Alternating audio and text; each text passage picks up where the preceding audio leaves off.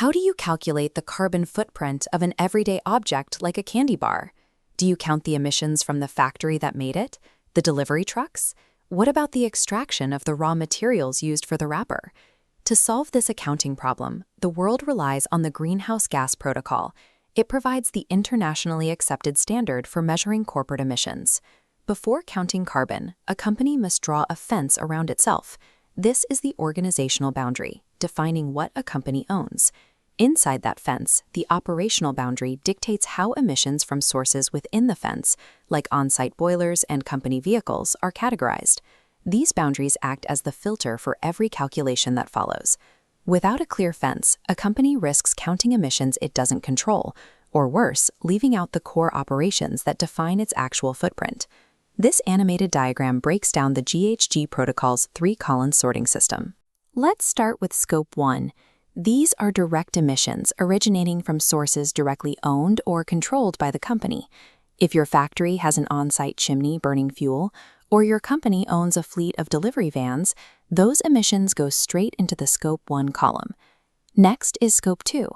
This column is reserved for indirect emissions resulting from the generation of purchased electricity. There is a common trap here. The fuel burned at a local power plant belongs to the plant's Scope 1 inventory. Your company only accounts for the purchased energy that travels over the wire and powers your building. Finally, we have Scope 3.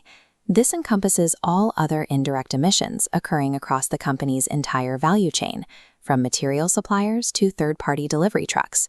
This three-scope framework is mutually exclusive by design.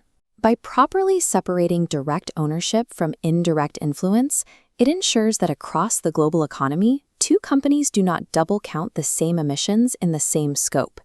With the boundaries drawn and the scopes defined, we can start the math. This diagram shows the universal carbon accounting equation. Emissions equals activity data multiplied by an emission factor.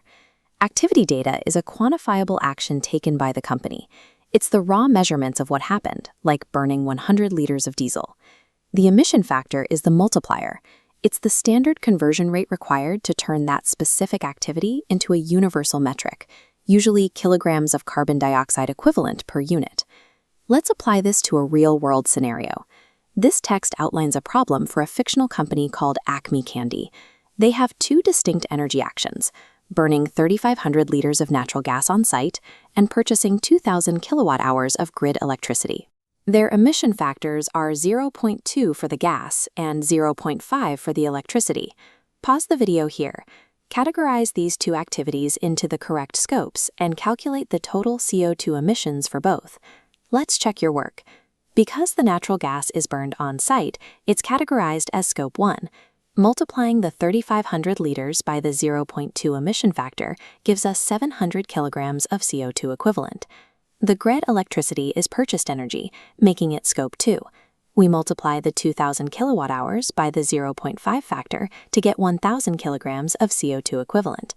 This process relies on basic multiplication, but its power comes from consistency. By applying the same formula to every department, a company transforms raw utility bills into a standardized, verifiable dataset. This animated web illustrates what happens when we scale up to Scope 3. A company's footprint extends far beyond its own walls into an extensive value chain, broken down by the GHG protocol into 15 distinct reporting categories, including purchasing raw materials, business travel, and waste processing. Let's look at one final capstone problem. Acme bought 200,000 kilograms of sugar. The supplier provided a specific emission factor of 0.15 kilograms of CO2 equivalent per kilogram of sugar. Even at this scale, the exact same math principles apply.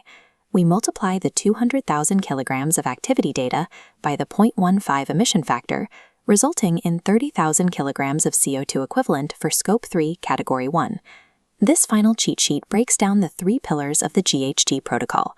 First, you establish your organizational boundaries. Next, you sort activities into the three distinct scopes. Finally, you calculate the totals by multiplying activity data by emission factors. Mastering these three steps replaces vague environmental goals with a specific map of an organization's impact. It turns an abstract commitment into a set of auditable metrics ready for disclosure and reduction.